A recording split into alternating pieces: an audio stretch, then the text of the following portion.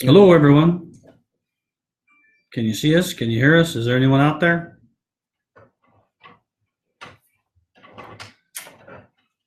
Go on. Go on what? Keep talking. Talk to him. Hope everyone's doing well today. It's June. It's here. Hotter than fire. Here in Provo, it's like 90 something. It was 97 2 days ago, right? 97. Something like that. We're supposed to be normally 72, something like that. So we missed the spring. The spring jumped right away, went straight to summer. Dang it. Hope it comes back. Just checking here to make sure we're seeing something.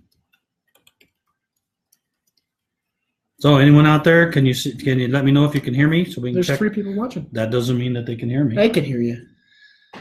Let me know, write a comment or something, or whether you can hear me or not.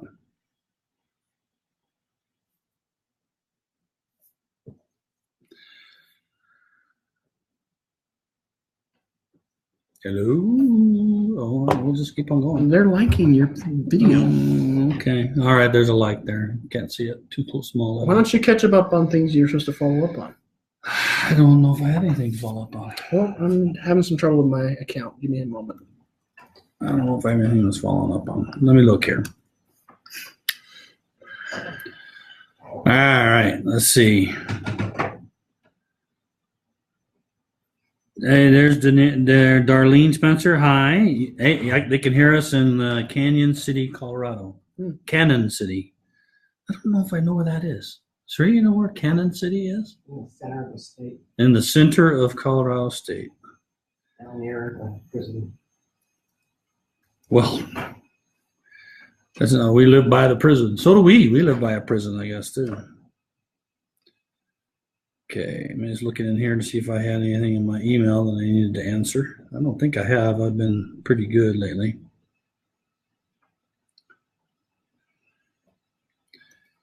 Anyway, while Jarrett's figuring out how to log into his account, did you see the nice face there? It's a very frustrating experience. Yeah, what's up? I don't know. Can't remember password. It's like I changed the password and then write it down. Or Didn't write it down. just give me a moment. I'll figure it out. Talk about something. I will. Don't have to lose it. So I guess I could talk a little bit about some of the things we're working on. We're one of these times I need to probably do a presentation and have it saved over in the YouTube, but I just wanted to remind everybody, I think I might have talked about it a little bit before. Wow. And that is we're revamping some of the temple things. First, we're rewriting it because it's old software from New FamilySearch days. And while we're rewriting, we're changing the rules of ordinances. I might have mentioned this a couple times a little bit in the past, but it's good. Oh, it's Canyon. Oh, it is Cannon, but it's pronounced Canyon. Mm-hmm. You know, it's very interesting how that is because we have down in California, down in southern Utah, they have Hurricane. they have a city called Hurricane, and they pronounce it Hurricane. That's how it's pronounced. Yeah, It's not how they pronounce it. It's how it's pronounced. Where I came from in Texas, hurricane was hurricane. Okay. Well, and where I'm here from in Utah, it's hurricane. Yeah, hurricane. So anyway, we're changing the rules in the ordinance stuff.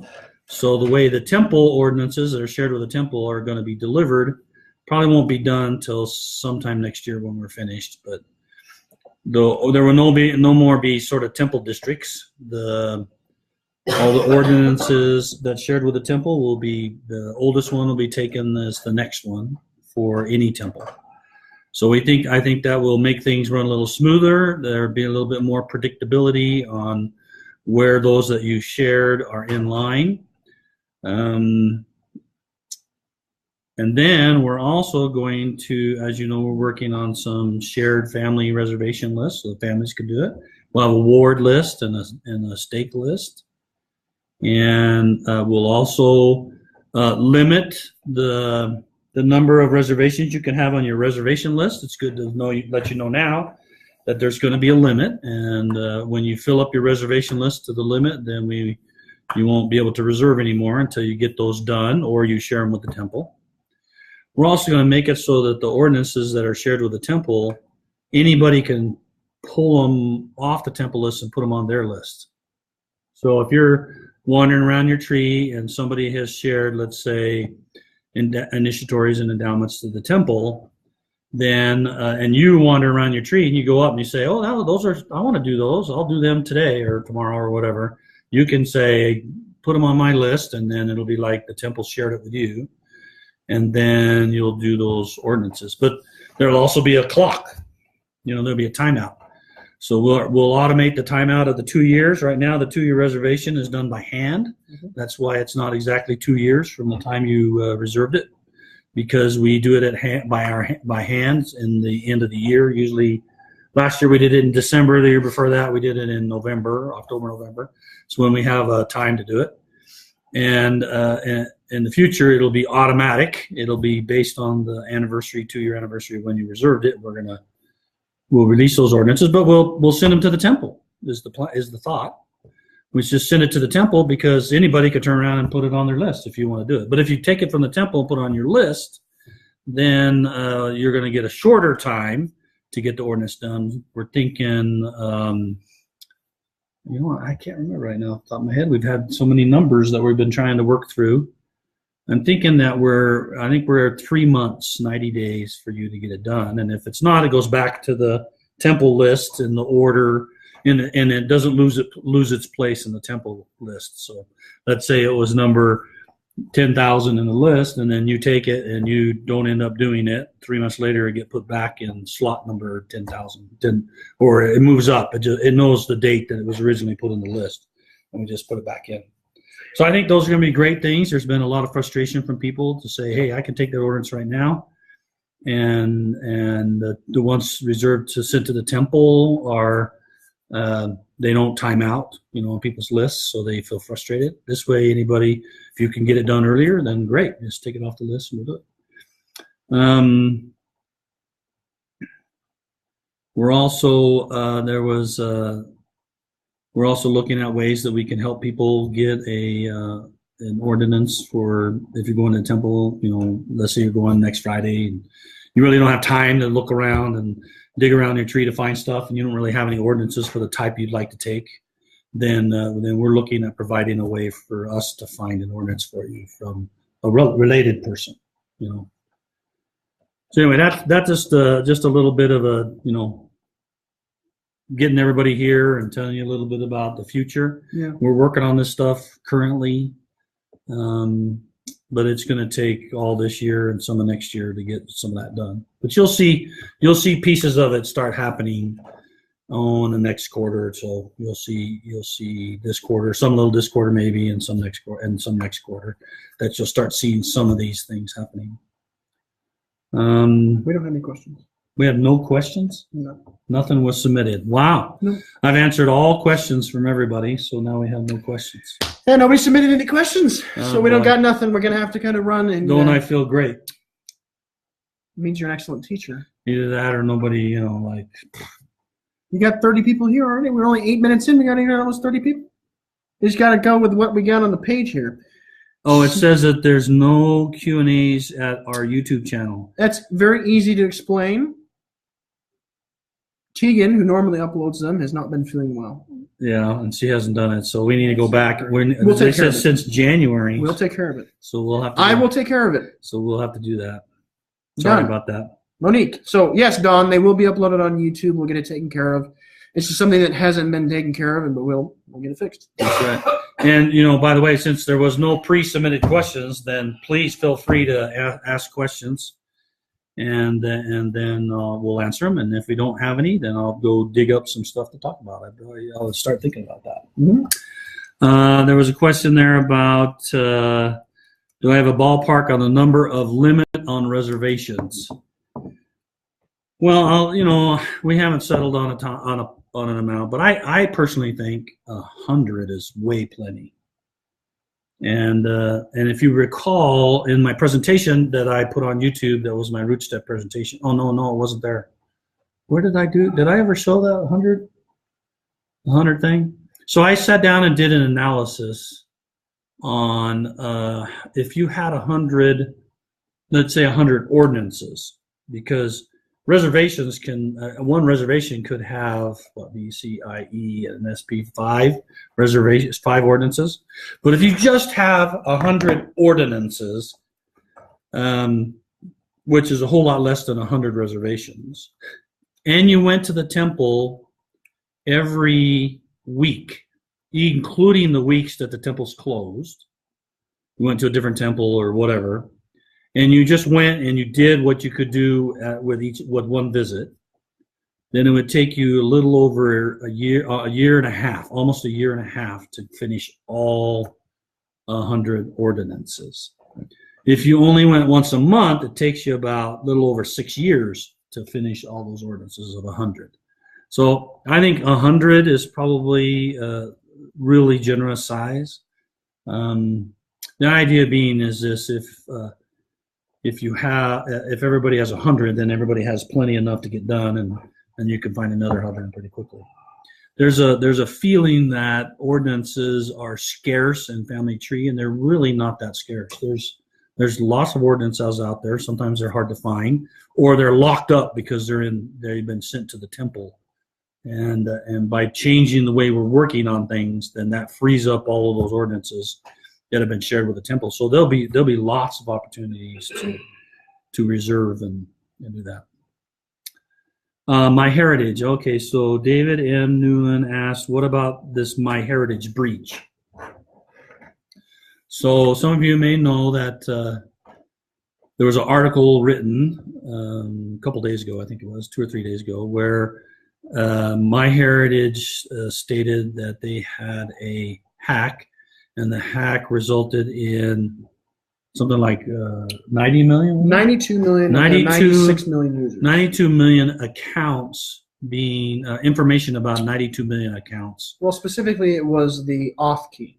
Well, it was their email address and their hash key for their authors, for their access. And for those not familiar with what hash key is for computers, it's essentially it's a one-way encrypted piece of data that can't be unencrypted, and it allowed you to sign in or log in. And so that's of no use. So really the emails is the only thing that got exposed. And they have, my understanding is they are following all the rules of GDPR, which is the new European privacy regulations. Mm-hmm. And that required that within 24 hours they made a notification of them finding the incident, that they notified publicly, which they did because they had found it the day before that they published. And then they have to have a forensic facility, an outside forensic company come in and evaluate the hack, and they've done that, and then give suggestions on how to avoid it in the future. They immediately reset everyone's passwords so that if somebody tried to log in, and the first thing it would do would be force them to reset passwords, so just as a security measure, even though there weren't really any passwords compromised. And they're in the process of notifying all the users whose accounts were that the email addresses were discovered, and so they'll send out an email. So they've complied with all of the government regulations, and they've even gone above board to do it. And also that it was clear, they tried to make it clear in the article that no DNA was compromised, because there's no evidence of that, because the DNA was stored in a completely different system, and those accounts would have not allowed access into that. There's other controls on that to give an extra layer of security. So that's what's up on the MyHeritage. They're being due diligent in doing what they're doing. They're a good company, and what's the name of the guy, CEO? Gerardo? No. Yeah, I can't remember his name right now. He's a really good man, and he's really honest and really wants to do things right. So I'm sure that they're working really well. We met with him, actually. I met with him yesterday. Yeah, Gilad. And And we didn't talk much about this particular thing, but I met with them and they're very conscientious. So I think they're doing what they should do and they're doing the right things. So, and none of the sensitive things were really ever compromised. All right, let's see what else. We got some more questions now here. We got plenty of questions. So let's see, where were you at? Joanna, When was did the you last one? say right here on what about the MyHeritage breach? Yes, Andrea. You asked, did you say we could take names back from the temple shared list? And if you shared a reservation with the temple, you can always take it back. You personally. What I was saying that in the future, in the thing we're working on, it's going to take the rest of this year, some of next year, you'll be able to go through your tree, and if you find an ordinance that's shared with the temple, you can put that ordinance on your reservation list to go do it, and you'll be able to print the card and go do with it. And when it's completed, when you complete it, then it's done, and it's no longer going to be done in the temple. So that's the enhancements that we're working on for sometime next year. Now the reservation, and Monique says, now the reservations that we share with the temple count in our reservation numbers. Will these count in the limitation? The answer is no. There's going to be a limit in how many reservations you can have, and if you share them with a temple, those do not count against your total. So we haven't decided on the total, but my personal opinion is, I think somewhere less than 100. But if it's 100, I'm okay with that. And so you could go reserve 100 and then share them all the temple, and then you can go reserve another 100 and share them all the temple, reserve another 100 and share them all the temple, whatever. We don't count anything shared with the temple against your total. What happens when you merge two accounts and don't add or reject the information in the other account because it's basically the same? I don't know what you mean, Cindy, by two accounts. Do you mean to a merge of two people in the tree, or are you actually talking identity accounts, your login accounts? So please give us another comment to let us know what you mean by that.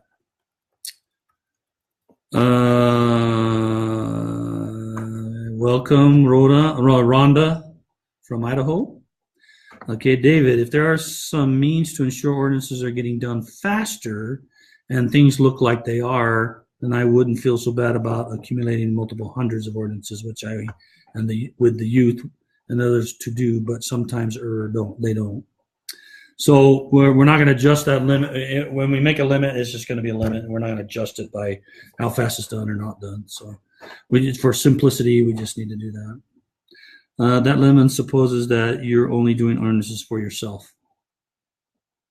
No, well, yeah, but there's also going to be a family shared reservation list in this new set of features, and that one can have 1,000 shared on it. And so and then you'll be able to have a family group where you can say these people together constitute my family. And they will allow, and then that will cause a family reservation list to be available. And then anybody in that set can share ordinances to that family reservation list. And then anybody who has access to that family reservation can print cards off that family reservation list. Right. So in essence, if you had a family and they all have their own accounts, then each person gets 100 of their own personal reservations, and then the family amongst them gets another 1,000. So if you had 10 members to your family, they could all share to the family reservation list, and you'd have all thousands. 2,000. No, we have 1,000. You have 1,000 shared names, but they could each have 100 of their own as well. No, the 100 are the same as the shared. No, well, you need to make that clear. So the family reservation list can't reserve stuff. A user reserves stuff. So if the user has 100, I guess my question is, I have 100 names. I share 50 of them with the family reservation list. Do those still count against my 100? Absolutely. Okay, so they only have 1,000. So, okay. And so so what you do if you have a family and you're helping out others doing stuff, then you just create a family reservation list with those people in it, and you share those reservations, and the others help you get it done. Linda, when will the program start? No idea. I've been very careful to say sometime, not this year, but probably sometime next year. When it gets closer, you'll know about it. There'll be plenty of talk about it. This is really early, and I just want, if you have feelings or comments or concerns, that's why I'm sharing it with you. I tend to share it with you all a little earlier. So feel free to write me. Send me an email, ron@FamilySearch.org, if you want to continue to discuss your particular concerns. General comment on MyHeritage. Oh, yeah. They're also doing a 2-factor authentication authorization. Didn't work right. So wouldn't take it, so there's some glitches. Yeah, they just barely did that 2-factor authentication. David, I would, if it's not working, I recommend you give a call to MyHeritage support there. Let them know the problem so that they can get it fixed. Yeah. Okay. You see any more, Jared? No. Okay. Keep asking your questions. I told Tegan that the day will come where there won't be any questions. Well, the day has come where there aren't any questions. Okay. I got more. I got plenty of stuff to talk about. Let me just go look at some things here. Of course.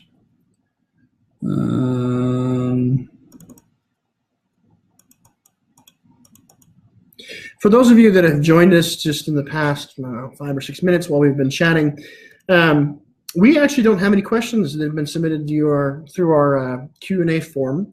So if you do have any questions, feel free to pop them in the comment section. That's what we were buzzing through. We covered pretty much all of it in this period of time.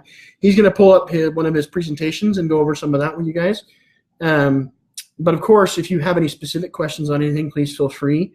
I'm watching the feed. I'm taking a look at it, and I'm keeping track of what's going on there so I can make sure that we answer your questions, and we'll do our best to kind of get everything we can taken care of. And then, of course, in the future, please feel free to post your questions to Q&A. Share it with your friends. If they have questions, let them post it. Who knows? Whatever we'd like to do. Yeah, we're always happy to answer questions. Hold on, Mouse. All righty. Let's see some things that we can talk about. One of the most difficult thing, and some of you may be very familiar with this, but it's always good to review. There's confusion still and lots of support calls on relationships and how to fix relationships. So I think we probably ought to spend a few minutes talking about that. And we do have 2 questions that have popped up as well. Okay. So while you get your pen out, why don't you answer this question? Will you improve temple reservation filtering? For example, I'm looking for a male that needs an endowment sorted by oldest reservation. You can, I think you can already do that. It's just the order in which you do it. So I think, and I'll have to double check, but I think you can go over, sort by oldest reservation, and then on the left side, you can go filter by sex. And then it'll be oldest, but all the males grouped together and all the females grouped together. I think that works that way. It's not necessarily obvious. I think we can make a better job there.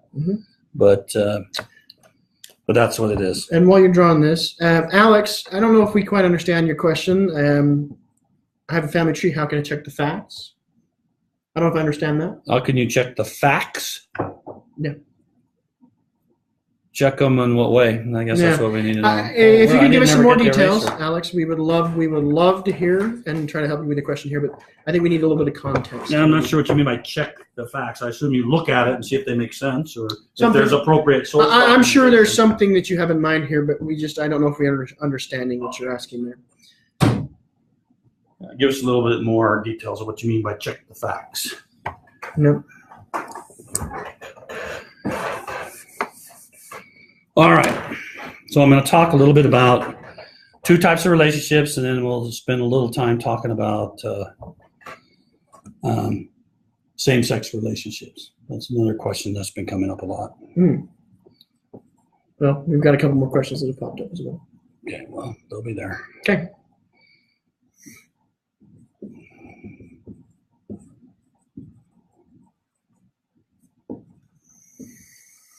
Ah, man. What? It's the end of the day, man. Yeah, it is. Okay, there's 2 kinds. Oh, I got to figure out my angle here. Golly. This is always a nightmare. Yeah, there's 2 kinds of relationships. There's There's a male and a female relationship that we call couple relationship or spousal relationship. There's a parent-child relationship which has a child, a father, and a mother. And the male and female have to have both, or this relationship doesn't exist, right? You can't have a male, a husband without a wife and have a spousal relationship. So if one of those are missing, there is no relationship. And in the parent-child relationship, you can have one parent. Sure, you can have a single mother with a child, but you always have to have the child. So if the child is not there, then the parent-child relationship doesn't exist. Oh, makes sense. So what happens is people get confused when they look at the screen about what is, and I'll give you some examples here. So if this is father, mother, child. Okay. No, you don't need it because I went higher. There you go. Father, mother, child. This is what it looks like on the screen. And you ask yourself, how did this family get constructed? Where's the spouse relationships and where's the parent-child relationship? Well, the screen will look just like this if there's a child, father, mother, parent-child relationship. This is what you'll see. Okay? The only way that a child shows up with parents, one or two parents, is when there's a parent-child relationship. Okay? So if you need to fix the parent-child relationship, meaning this child doesn't belong to one of these two people, doesn't belong with this mother or that father, then you edit this relationship here. Right? So over here has the little pencil thing, and you hit the pencil, and it'll bring up this relationship, and then you just decide replace the father or replace the mother or remove the mother or remove the father. Or remove both the father and the mother, and if you do that, then this child disappears, right, from the file. Right. If you just remove the father, then it'll be just on the father's page, you won't see this child, but on the mother's page, you would see this relationship. Right, because there's technically two relationships. Two relationships. That's right. Okay, so now the question is, how do you know if there's a spousal relationship between these two people? Well, you have to look for clues, and that's unfortunate that we're a little hard. Be careful, that one's a real one. It's a VCV. Yeah, It'll come off. So if in here there's a clue that'll say add couple. That's not going to come out very well. Add couple relationship message will be right here in between these father and mother if these two are together because of a child, but there's no spousal relationship between those two. Mm-hmm. So you got to click the add couple and then add in the marriage information and stuff like that. Then the child can disappear and these two will still be there because there's a spousal relationship, right? Yeah. So once you get the idea that there's only two kinds of relationship, spousal to hook these two together, and parent-child, which hooks a child with a set of parents, then that's all there is to deal with. And anytime you get a weird situation, like let's say that there's a child that has a mother and father and has a child, and then there's another one just has the same mother with a different child. Well, how could that happen? How could that happen? Well, that could happen because there's two parent-child relationships. If you've seen that, it's happened before where people, and that used to happen a lot more, where you have, here's father one, there's father one, underneath it has mother one, and it has child one, and then down below it, but I'm going to write it to the side, down below it has mother one, and no father, and child one, or child two, let's say. And you see that, and you go, well, hold a minute here. You're sitting on the mother's page to see this, right? And so they say, well, I want to put this person's supposed to be in the same family. How do I get it over there? And they'll come in here and want to type in here, add this one. Well, this is an add spouse, not an add father. So they go and type in the name here, and then it gives you an error and says, oops, you already have these two people, F1 and M1 spousal relationship. So you can't add it there. So the answer is, if you want this child to appear over here, then you got to make sure that that child's father is this same father. So you go edit this one, and you add as a father. So it looks like this, child 2, with empty father and mother 1, and you go in and just add father 1 there. And as soon as you hit save on that, boy, you can't read that at all. As soon as you hit save on that, it'll all of a sudden, this will disappear, and child 2 will appear down here. Okay. Okay? Make sense? Yeah. All right. All right, let's answer a couple of these questions. Rhonda. Why do I keep Rhoda? Because my admin's Rhoda. Yeah. Okay, so Rhonda says, it would be nice to be able to click and drag memory items in order to better organize them. And like I said, are there any plans to revamp memories or redesign it for future releases? Yeah, interestingly enough, we just are finishing up the final architecture to revamp all of memories. Well, there you go. So, but we're not putting that in there. So, what we're going to do is we know people want to sort things, but 9 times out of 10, people want to sort it by date, earliest to the oldest, or oldest to the earliest. Right. And or they want to say newest to the oldest. Newest uploaded to the oldest uploaded, right? I've already seen the old stuff sorted so the new stuff's at the top.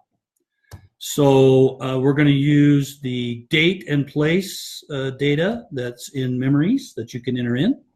And as you enter in your dates, we're going to allow buttons that let you say sort by date, newest date, or sort by late, the most recently uploaded. And it'll rearrange all of the memories so that it goes by date of the event. We're not planning on doing a drag it around to where you want it to be. But, you can adjust things to do that. Now, there's another thing that I'm asking the team to work on in the future as part of their rework of the memories is I want to be able to take at least, I wanted to do more, but we're going to at least do 2 memories that you can put together into one. So it's always weird when you have a picture and you have a front of the picture and the back of the picture. And they're 2 separate. And they're 2 separate things, and they somehow get lost in the picture, right? Right. So I want one memory that has the front side of the picture and the back side of the multiple picture pieces in the same memory. So Right. it's a memory with 2 images. Yeah. I wanted to go more than 2 images, but that's all they can do this first round. I'll keep working on them to do more. The future. Well, we'll see how technically difficult it is. All right. Lori says, last week some of my family members were showing that they were read-only. Could you please explain why that would happen? Yeah. We had a problem. Oh. Winner, chicken dinner, you found a bug. Yeah. Oh, there was plenty of people who told us right away. I'm sure.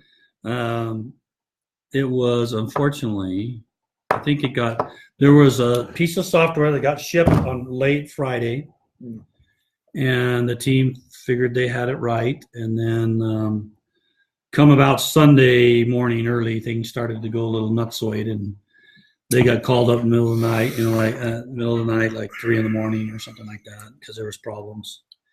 And they got to looking at it and discovered that they had a bug in their code that lost the knowledge, that was calling the wrong stuff to figure out if something was read-only. And so it caused everything to be read-only, or random things. It would be like everything in your tree was read-only, or you'd go visit the page and it wouldn't be read-only, and then you go look at it again and it's read-only, or it was just randomly looked like everything was read-only or some was read-only. So it took us, unfortunately, about 9 hours to get that all figured out and where the problem was and get it fixed. So sorry about that. They know to be more careful this time and test it. Usually what we try to do is to not repeat our same mistakes. So I ask the teams that when they have a problem to write some code to test that in the future before they ship it next time, to try to catch all the things. Okay. So I'm sorry that happened, but that's what happened. Happens. Alex Monroe added some more information about his question. He said, I have a family tree and people are adding content and I'm unsure if the information is correct that they've provided. And I think that I can answer this one. It's just as simple as doing a little genealogy, testing out the sources. You can go and look for yourself. If it's public record, you can do a little family history search. You can take your specific concerns, maybe to a family history consultant who can help you research maybe a little bit more in depth. But at the end of the day, this is why Family Tree was created, was so that everybody could participate in adding information. And That's then right. everybody would come together and talk about the information.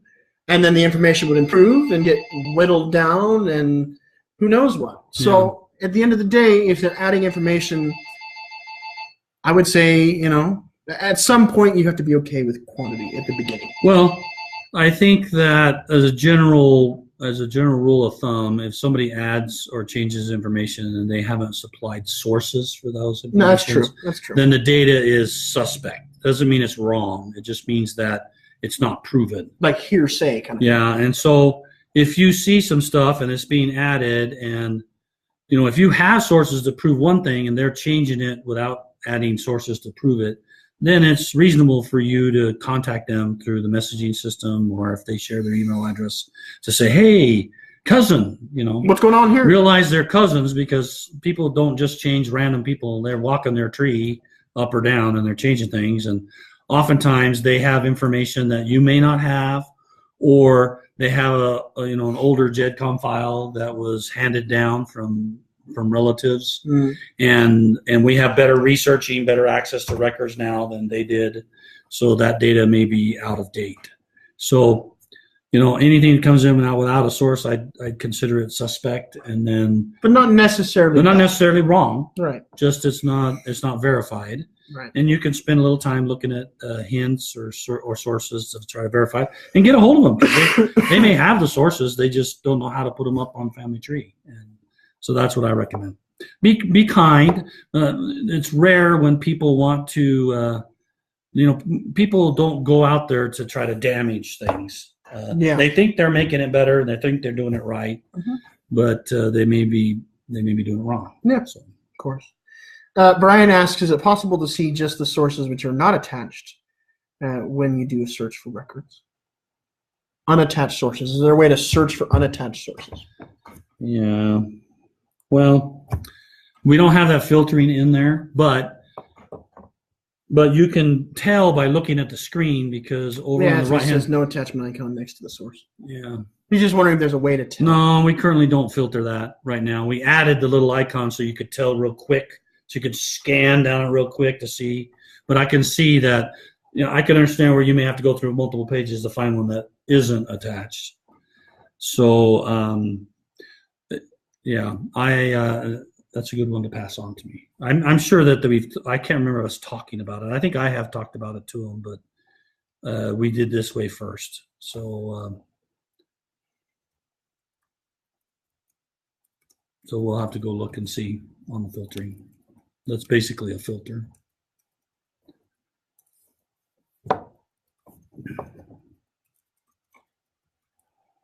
Okay. Layla Jones says, remind them not to just delete the relationship, not delete the person. Fair point, unless, of course, there's some reason why you want to delete the person. Yeah, first, in the early stages of Family Tree, we allowed anybody to delete anyone. And since then, we've changed the rules on deleting a person. But in general, you should never delete a person unless you're absolutely positively sure that they existed on the planet. And that's a little hard to prove that they didn't exist. So it's if they're adding people that shouldn't be in your shouldn't be on that relative. I was almost said your tree, because you don't have your own tree. We all share the same tree. That's right. So That's right. If someone's adding extra spouses or kids or parents or whatever that aren't something that you agree with or aren't proven, then just delete the relationship, and those set of parents will go away. Right? Delete the parents off the parent-child relationship, or delete the spouse and the spousal relationship. The rules for deleting a person have changed.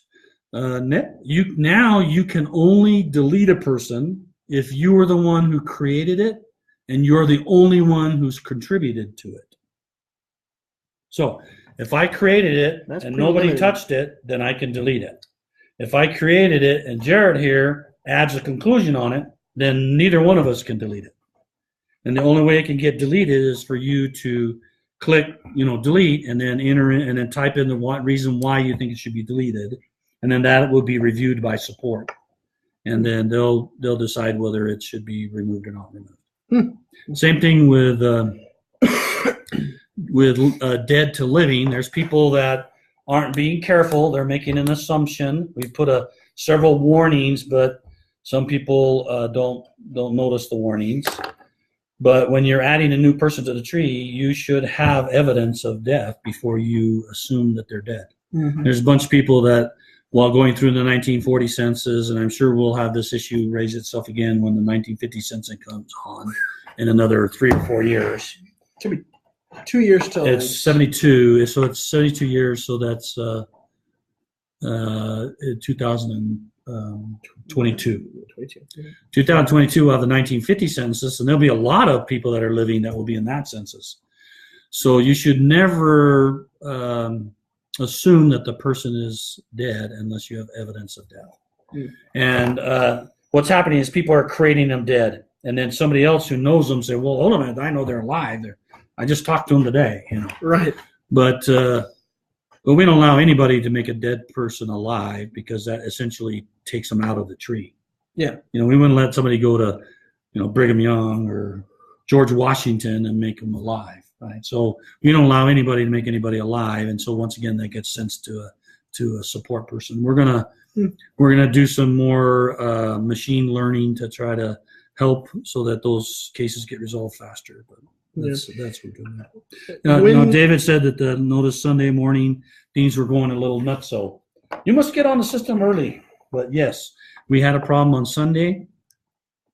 We're upgrading our network facilities, and unfortunately, this last Sunday for several hours. You already talked about it. No, it's not the same thing. It isn't the same thing? No, it wasn't the read only. It just got really slow. Really, really slow. And what happened was our networking facility, which was supposed to automatically increase and scale up to allow more people, had been misconfigured during this transition. And so it didn't scale up. And it took us a few hours to detect it and for them to discover it and then get it additional equipment added to the system and allowed to scale. They assure me that the problem has been fixed. Everyone always assures everybody the problem I is fixed. harassed them at least three times this week. They assure me that it's not going to happen this Sunday. So, I guess we'll find out. But it's a good thing because we're upgrading our networks to make it faster. It will be significantly faster when we get done. It's going to take a while for us to get done, but we're doing it in phases, and it's all about improving our performance. So things will pep up when we finally get to that point. Good. When they give hints such as marriages, why do they keep giving the same source over and over? Okay, so they're not really given the same source. I know it looks like the same source, it feels like the same source, it smells like the same source, but it's not the same source. Let me tell you why. There's a couple of reasons. One is sometimes the same source existed in two different counties. And when we filmed one county and we filmed another county and we put them together in the same collection, it's the same source. It has all the same data. It was extracted twice, And if you look carefully at the source of image, if there's an image, you will actually see that the image is slightly different. It's turned a little bit, or it's not the same, and then you'll say, "Oh, okay, it's not the same actual image." So the computer doesn't know that one picture is the same as another picture. Right. Well, in its eyes, they're different because the pixels are in different. Well, places. it doesn't even look that closely. It just says this source, this file name, this image and index on the collection is image number 245. That image is image 270. 245 is not 270, so there are two different sources. So that's what's happening. All I can tell you is the record side of the house is working to try to detect these things and mark them. And at the same time, we want to, but don't have it really going right now. Right. To allow the ability to collapse sources together on your person page that are the same. And so unfortunately, you just have to suffer with it. And besides, I'm sorry. I still recommend that you attach it. Go ahead and attach it if it's the real source. You have to attach it because at the same time, you wouldn't want to miss a source because the computer said it wasn't. or it said it was, you wouldn't want to just throw it away. Right. It's kind of So I know it clutters up things, but we're trying to figure out ways to help you declutter in the future. so. There's always improvements coming down. But I do know people. One of the guys at work, one of our managers, admitted today that he actually has said not a match before, just because he didn't want to add another source of the Well, same that's kind. a problem. Yeah, I chewed him out about it. And, Of course you you know, did. All right. Lori says, is there a plan to lock people who have been very well documented, like early church members? We do lock people already. We are finalizing our list of people that we're going to lock. In the past, we've been a little too liberal in locking. Back in the old pre-family tree days, a lot of times we lock things just because to avoid arguments between two people. We're not going to do that, of course, anymore. You're not pandering, huh? No, and so we're finalizing the list. Then what's going to happen is that there will be some people in the library and support who will do some research on these people, make sure that it's right, and then lock those people. But it'll only be those sets of people that we've deemed either critical or well documented in the publicly world, or famous. Like we're going to always lock, the prophets and some of the 12 and some notable figures like George Washington and Benjamin Franklin, and some other notable people in other countries. Prominent. So now that's what we're doing. My hope, just so you know, that what I want to do sometime in the future is, I know there's people out there who have more information than any of these researchers would have, because you have family heirlooms or family things that or pictures. I want to make it so that the support folks who are managing this list become watchers of these locked people, and I want to allow anybody to go in and post a discussion in the discussions area. So imagine you going to the discussion and say, hey, this is my ancestor, and I know this is true, and I would like to get contact with somebody so that I can provide the proof and evidence, and so this can be corrected. Not kind of like engaging with a moderator. That's right, engaging with a moderator, and then the support person can contact you and review what information you have, and then make the changes to the person if it's appropriate. That's what I want to do, because I want them to keep improving as well. Right, of course. We always want improvement. Hi, Quay. Yeah, Gooding, Idaho. Yeah. Deborah says she's amazed at how stable FamilySearch is. It's nice to know everyone makes mistakes. Yeah, thank you. It has been pretty good, and although we always get frustrated, we have a goal, and we beat that goal of having less than. I just we don't really publish this information, but a couple of years ago we had a goal of only being down 200 hours in the year, 250 hours in a year, and we were actually down only 150 hours during the year. Mm-hmm. This year we have a goal of being down less than 100 hours this year, and we're really on the edge right now. We've been down too much the last little while, so our goal is to be up as much as we can and provide reasonable experience. So, and there's hundreds and hundreds of thousands of people, millions during the week there's hundreds and hundreds and hundreds of thousands, many more than I said on a Sunday. I can't disclose the exact, and there's millions that are on the site during the week. So I'm pleased that it's staying up as well as it is. Okay. When I add a source to the marriage screen, I would like it also appear on the visual screen source. I agree. So this is Carrie. She says, when I add a source to the marriage relationship, so it's the couple relationship, spousal relationship, you can add sources there. It would be great for it to appear in two places. And you are correct. I agree with you. We've had some disagreements across some teams about how this should be handled. Some believe that a marriage source is about a person, and therefore it should be on the person page. And there's others who believe, well, it's about the marriage, so it should be on the relationship object and then appear on the two pages, not be necessarily attached to those people, but attached to the relationship. I lean towards putting on the relationship because then it can automatically be shown in both people, both spouses. And so it would be interesting for you all to comment on Facebook which way you think it ought to be. Should there's some argument both ways. Some argument say, well, if the relationship gets deleted by somebody, you'd like to know the sources there on the person saying that they were married to this person. Right. And so I get that argument. I also get the other one. So so that's why we're a little schizophrenic. Schizophrenic. So if you do hinting and it attaches it, it'll attach it to the person. If you manually put it on the relationship, it'll put it there, but you don't see it on the person pages. We can't come to really good consensus, so we just have left it the way it was, the way it's been. Is it better to put children under birth parent versus step to keep organized when so many records like census and such list as parent? Or list step as a parent? No, I think you should do both. I think you should always document and create every relationship. If you have a child and you know who their birth parents are, you should put them under their birth parents. And if they had a step relationship, you should do those relationships on the same So side. each child would have two sets of parents. That's fine. They have their Just want to birth make sure parents. it's clear. Yeah, that's perfectly great. They have their biological birth parents and they have their step parents.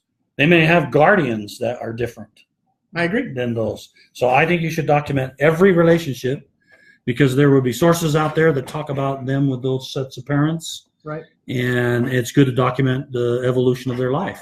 They were born and 2 years later they were adopted or maybe they had fosters and then a year later they were adopted and Right. I've certainly met plenty of people who consider their step parents to be their parents and their birth parents to be their parents, and they've been equally affected by both. that's right. I think, They have a I think you significant should role to play document in them all. everybody's lives. Document all the relationships. Right. Monique asks, can you address how the rules have changed in merging living people? I don't think the only thing that's happened is that you can do it now. Yep. So about, I don't know, it's probably been a month or so, at least a month, maybe two, that you can go into your private area and you can merge two living people together. The merging of two living is the same as merging two dead. You pick the data you want to bring over from the duplicate, and any of them that you bring over stays on the survivor. There are rules, of course. You can't merge a living person with a dead person. You can't, they have to both be dead or both be living. Other than that, the rules are the same. I'm not aware of any different. I haven't done a living merge because I don't have duplicates. I ought to try it, but Sure.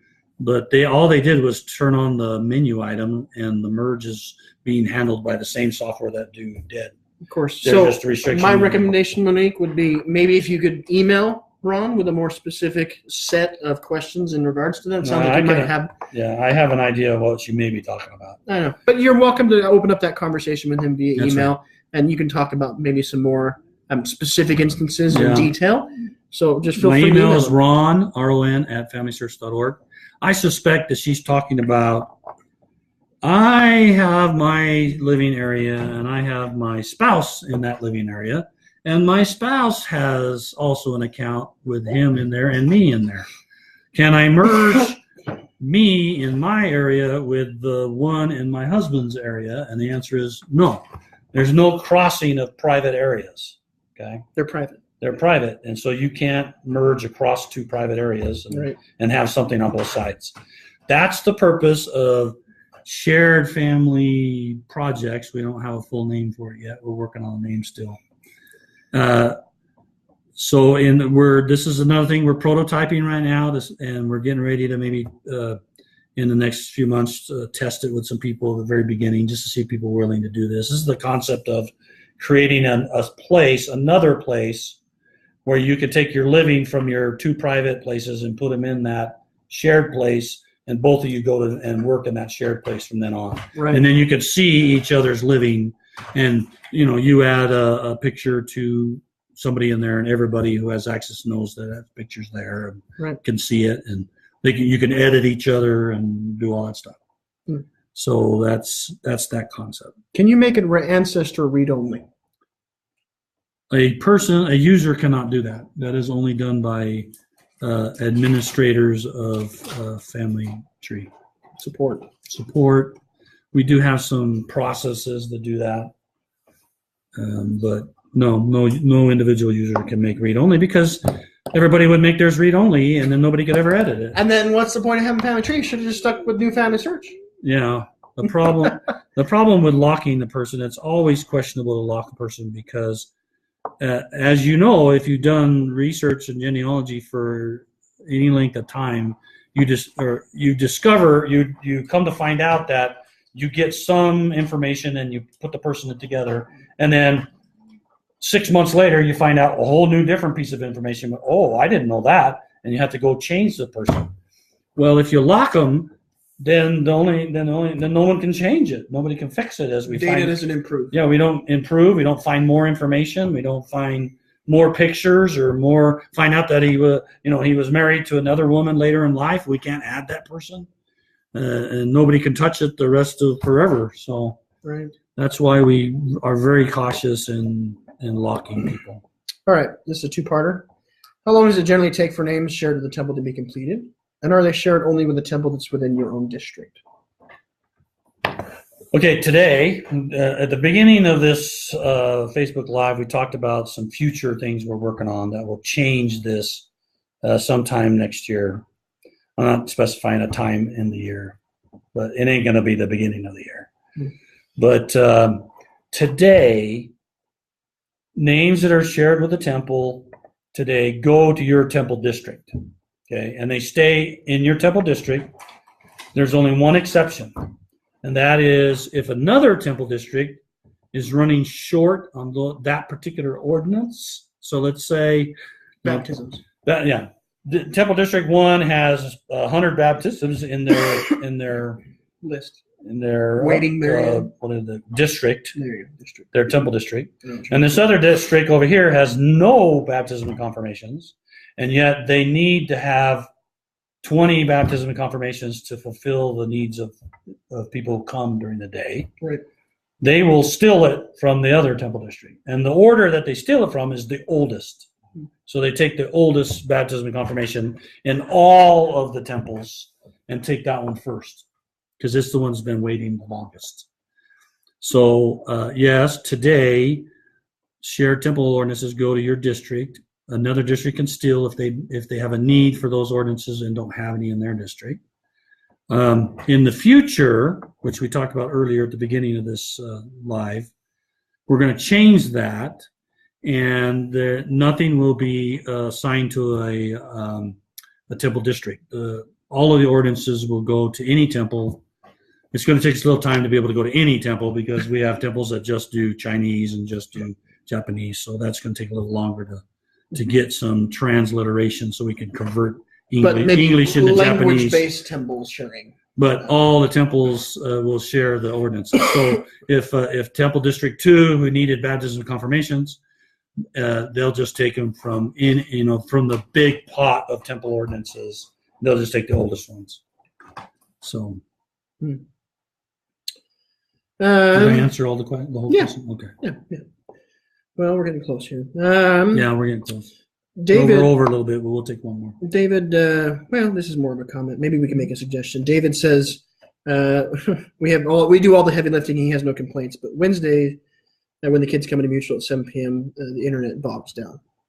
Well, okay. I think the best suggestion I can tell you to do is talk to your stake. Yeah, or actually, I was just going to mention there are some browsers out there. I'm not going to make specific suggestions that do offer kind of low bandwidth style resource use. And what I'm really trying to say is there's some browsers that use more and there's some browsers that use less. So it might be worth it to experiment maybe in your area. Maybe the state president can't adjust the internet or something like that. But it might be worth exploring, trying different browsers to see if you can make something work better. Yeah, I think that, there's several options. Things that I've done when I've gone to a church house and we're doing a family history event or something and we run out of juice, then, I usually, those who have hotspots, in my case, I have a hotspot on my phone, and I don't have any data restrictions on my hotspot. So I'll turn on the hotspot and let 4 or 5 people Hook into your cell phone. hook into my cell phone because that's outside of it doesn't consume the network bandwidth of the chapel. Right. Another suggestion is if the kids come in and they've got cell phones that are maybe hooked to the internet, you can have them turn it off so that they reduce the amount of connection. Because even when your computer's sitting there doing nothing and it's attached to the internet, it's still going to have a little bit of a trickle on the bandwidth because it's always doing something, checking for emails, checking for You text. can have everybody turn off their wireless. So if they turn off their Wi-Fi, then that can also open up additional bandwidth. Yeah. We used to do that on the mission. Or they can use their cell phone app. Yeah, or they can use the phone app. They use their cell phone app Right. And cellular. and turn off the Wi-Fi. The cell phone app, the Family Tree app, will work fairly well, even in cell form. Right. Although browser is best, but I mean wireless is best. So that is a challenge. That's a challenge in the United States. There's several areas that struggle with that, and then outside of the United States, it's really difficult. There's places where they go in and families come to work on genealogy, and they only have like X number of megabytes or gigabytes in a month that they can use, Right. and it gets consumed in like 2 days. Right. 2 visits of family history work, and it's consumed, and the church can't figure out, and then they struggle to get their Sunday stuff done because there aren't any more bandwidth. All right. Now, Keith is telling us we didn't answer the question about how long it takes the names to get completed on the temple list. Yeah. So can you give him a number? I don't know if that's something we generally advertise, but and I haven't done any research recently. What's the old? Maybe about the oldest. A while ago when I did the research on when I was trying to figure out how many ordinances are reasonable, it was taking approximately a year or so to do a female ordinance, an endowment, and men were about 3 to 5 years. Now there's some that are faster. There's some areas where it's faster, and there's some areas where it's a lot slower. And that's probably why we're trying to do the shared template. We are. I mean, that's why stating a particular time doesn't really help, because odds are, if you're in a temple that's fast, you don't care. You don't care how long it takes because it happens fast. If you're in another temple district, you're going to say, Ron, you're stupid. You're crazy because here's Carrie says, I submitted one 4 years ago and it's still not done. Well, that's because you're in a temple district that has a lot of family history people that are submitting a lot of names to the temple, right? And because it's all stuck in your district, you only have a limited number of people that go to the temple from your district to do that work. And so if you're in a district that has a lot of family history work and they do a lot of submitting to the temple, it's going to take longer for yours to be done. And if you're in another district where they don't have as many people submitting names to the temple, then those are going to get done faster. So it just doesn't work well, and that's why we need to change it, and that's why we're going to change it so that it goes at as fast a pace as possible. So that's why you really knowing how long it takes normally doesn't really help, because there's some that are way faster than 1 year, and there's some that are way longer than 3, and I'm not telling you how long. So. Confidential. That's why we hesitate to say that, because it just people's experience doesn't always show that. Yeah. But we're working on it. So I think we're out of time. Let's see what he said. Turn them off, raising children. Yeah, David's kind of cracking a joke. He says we told them to turn off their cell phones. He says he's raising grandchildren. They'd kill them. That's right. They'd shoot him. That's right. They'd mug you. He'd be beat you up in church. You're right. Yeah, it would be like some kind of ritual hazing. They hold you down on the bed and they start hitting. They go nuts because you cut them off from their world. You just changed their reality. You know what? What's that, sir? Did the news just do one on that when they had their kids? Yeah, they had I don't know if you saw it. You may not saw it, but here in Utah, they had a Channel 2 News. I think it was 2, wasn't it 2? I don't know. Just go on, doesn't matter. Channel 2 News, I think it was, did a expose on cell phones with kids. And they took 5 kids, teenagers in high school. A couple of them were seniors and freshmen and a few others. And these were highly accomplished kids. These were like musicians, A students, honor roll kind of stuff. And they interviewed them and stuff. And then they took away their cell phones. These kids volunteered to do this for 1 week. They had to have and they didn't really take away their cell phone. What they did is they took away their smartphone and they gave them a flip phone as a replacement so that, they could make phone calls. Right. interestingly enough, at the end, at the end they showed a few shots of and during the week how the kids were doing with it, and they were having a hard time at the beginning. Some of them, one kid, it was the first time he actually was reading a book, and his mom went up and said, "What are you doing?" "I'm reading a book." And she says, "You've never read a book." He says, "Yeah, I don't read books, but it's actually pretty good." So he figured out he could read books, and after he got his phone back, he still reads books. And an interesting thing is none of them took their flip phones to school because they were social pariah. They were embarrassed Yeah. to pull that out Yep. to answer that phone because it wasn't a smartphone. But anyway, in the end, all their grades improved, their homework were done, they had more sleep at night because they weren't spending all night long going through their social media. Right.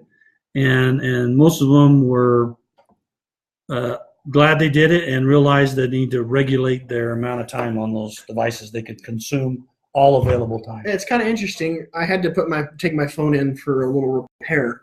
And I'm not I'm not a very old man. I'm not a very young man. I'm kind of somewhere in the middle. I've been in high school for a while now. And I remember taking my phone in and giving it to him, and I walked out and I went,